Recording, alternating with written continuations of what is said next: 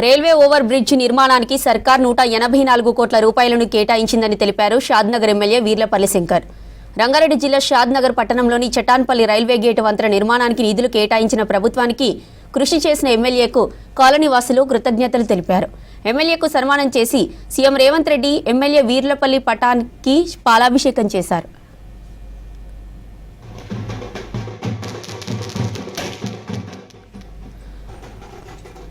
ఎన్నో ఏళ్లుగా railway gate ద్వారా ఇబ్బందులు పడుతున్న 25 గ్రామాల ప్రజలకు ఈ ఫ్లైఓవర్ నిర్మాణం వల్ల సౌలభ్యం చేకూరుతుందన్నారు వీర్లపల్లి శంకర్.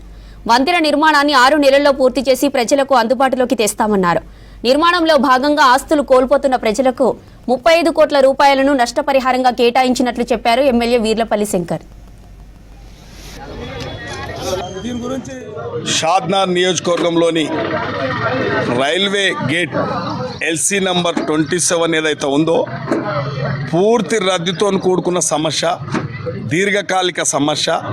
ఈ సమస్యను తీర్చడానికి రాష్ట్ర ముఖ్యమంత్రి వర్యులు తనకున్న కొద్దిపాటి నిధుల నుంచి దాదాపు 184 కోట్లు నిధులను కేటాయించడం చాలా సంతోషం.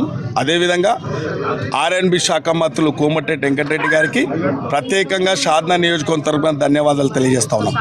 ముఖ్యంగా ఈ గేటు ద్వారా ఒక 20-25 సంవత్సరాల నుంచి ప్రయాణికులు ఎన్నో ఇబ్బందులకు, ఎన్నో అవస్థలు, వాళ్ళ సమస్యలు వర్ణాతీతం కాబట్టి ముఖ్యంగా ఈ సమస్య తీర్చడానికి గతంలో కొంత ప్రయత్నం జరిగినప్పటికీ ఇప్పుడు పూర్తి స్థాయిలో ఒక సాంకేతిక పరంగా ఒక నూతన అధునాతనమైన ఒక బ్రిడ్జ్ నిర్మాణం చేపట్టబోతా ఉన్నాం. కాబట్టి ఉదాహరణకు ఒక పవిత్రమైన జేపీ దర్గా, ఒక పవిత్రమైన బైపాసు, ఈ రామ్నగర్ కాలనీ, చటాన్పల్లి కాలనీ, ఇవన్నీ కాలనీలు రేపు బుచ్చుగూడ, కొత్తపేట, సంగము, వెల్జల్ల, ఇలా దూసుకల్లు, ఎన్నో గ్రామాలకు కూడా సౌకర్యార్థం ఈ ప్రాంతాలకు నిజంగా ప్రయాణం చేయాలంటే ఎంతో విసుగుతో చెందుకుంటుండే ఇలా సులభమైన ప్రయాణం చేయడానికి ఈ ఫ్లైఓవర్ బ్రిడ్జ్ రావడం వల్ల చాలా సంతోషంగా ఉంది.